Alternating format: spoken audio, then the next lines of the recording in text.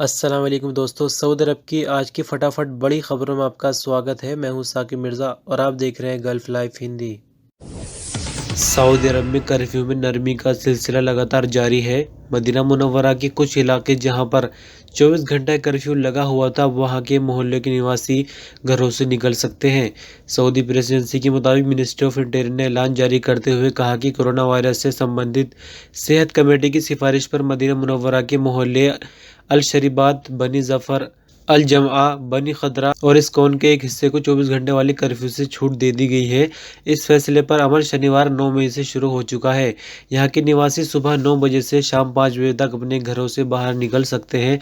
अब यहाँ पर कर्फ्यू शाम 5 बजे से सुबह 9 बजे तक रहेगा, जैसा कि सऊदी अरब के तकरीबन सभी शहरों में है।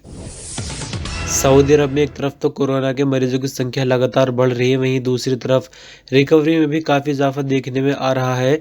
अगर बीते 24 घंटों की बात करें तो 1704 नए कोरोना के मरीज सामने आए हैं। इस तरह से कोरोना के मरीजों की कुल तादाद 37,136 हो गई है। सऊदी मिनिस्ट्री ऑफ हेल्थ के स्पोकमैन डॉक्टर मोहम्मद अलाली ने बताया कि कोरोना के एक्टिव केस 26,753 है, जबकि बीते 24 घंटों के दौरान मरने वालों की संख्या 10 है। इस तरह से अब तक कोरोना से मरने वालों की संख्या 239 तक पहुंच गई है। इसके अलावा मिनिस्ट्री ऑफ हेल्थ की प्रवक्ता ने बताया कि बीते 24 घंटों के दौरान 1322 लोग कोरोना से ठीक हुए हैं। इस हिसाब से अब तक कोरोना से ठीक होने वालों की कुल संख्या 10,144 हो गई है। आपकी जानकारी के लिए बता दें कि बीते 24 घंटों के दौरान कोरोना से संक्रमित होने वालों में 30% सऊदी जबकि 70% अजनबी शामिल है। सऊदी बैंकों की मीडिया कमेटी ने लोकल सऊदी शहरियों और यहां पर रहने वाले गैर मुल्कियों को खबरदार किया है कि वो एक से ज़्यादा एटीएम कार्ड के लिए एक ही पिन का इस्तेमाल न करें, क्योंकि ये उनके लिए मुश्किल पैदा कर सकता है। अखबार 24 के मुताबिक कमेटी ने कहा कि कोई सऊदी या खारजी अगर बैंक में एक से ज़्यादा अकाउंट खुलवाए हुए हो और उसके पास एक से ज़्यादा एटीएम कार्ड हो तो वो हर कार्ड के लिए अलग पिन कोड इस्तेमाल करे। तमाम कार्ड का एक ही पिन रखने से वो मुश्किल का शिकार हो सकते हैं। आपको बता दें कि एटीएम कार्ड चोरी करने वाले या एटीएम कार्ड इस्तेमाल करते वक्त खुफिया नंबर पर नज़र रखने वाले ज़्यादातर वारदातें इसी बुनियाद पर करते हैं कि कुछ खातेदार बहुत सारे एटीएम कार्ड का एक ही सीक्रेट पिन लगाए होते हैं। शॉपिंग सेंटर में भी एटीएम कार्ड इस्तेमाल करते वक्त खातेदारों के साथ इसी तरह की वारदातें हो रही है, इसलिए आप सावधान रहें। सऊदी अरब में कोरोना को काबू करने के लिए और लोगों में जागरूकता फैलाने के लिए अब व्हाट्सएप सर्विस भी शुरू कर दी गई है। सऊदी प्रेस एजेंसी के मुताबिक मिनिस्ट्री ऑफ हेल्थ ने कॉलिंग नंबर 937 के साथ अब व्हाट्सएप चैट नंबर भी शामिल कर दिया है, ताकि कोरोना से संबंधित जानकारी अब सीधे लोगों तक पहुंचाई जा सके और सवालों के जवाब भी दिए जा सके।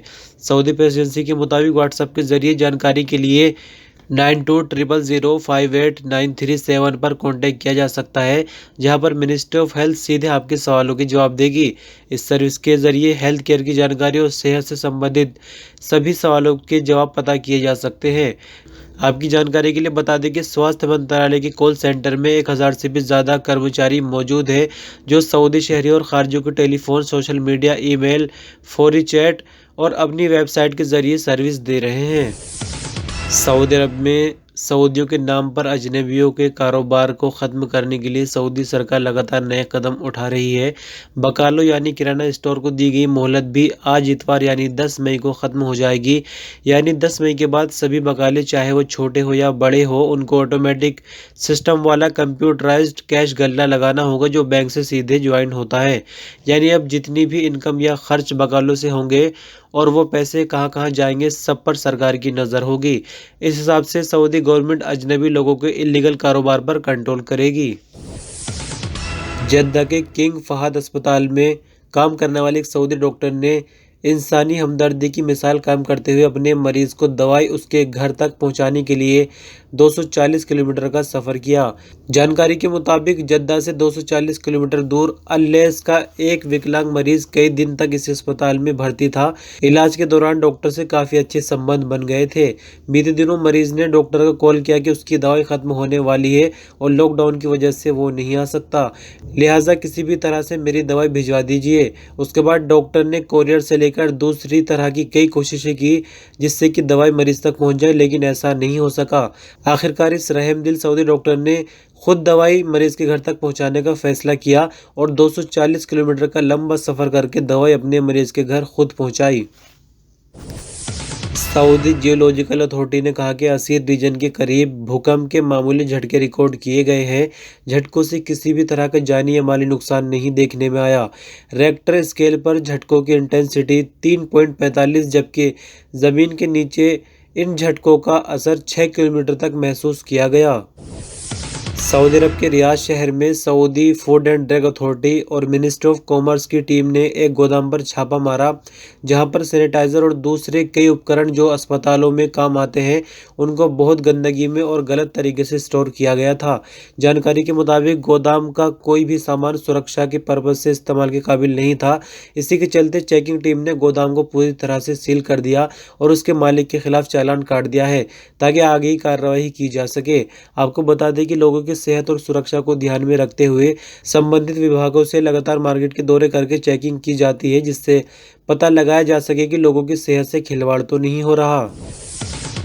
सऊदी अरब की रमाह कमिश्नरी में सामाजिक संगठनों की ओर से कोरोना वायरस की वजह से आर्थिक तौर पर मुश्किलों का सामना करने वाले अजनबियों में 7,000 से ज़्यादा इफ्तार के पैकेट बांटे गए हैं। आपको बता दें कि सऊदी भर में लॉकडाउन से लोगों के कामों पर भारी असर पड़ा है। ऐसे में सऊदी भर में वेलफेयर संगठन ऐसे लोगों को खाना पहुंचाने की कोशिश में लगे हुए हैं, जहां लोग बड़ी तादाद में मजबूर और परेशान हैं। तो दोस्तों, इस न्यूज़ बुलेटिन में इतना ही। आप बने रहिए गल्फ लाइफ पर। अस्सलाम।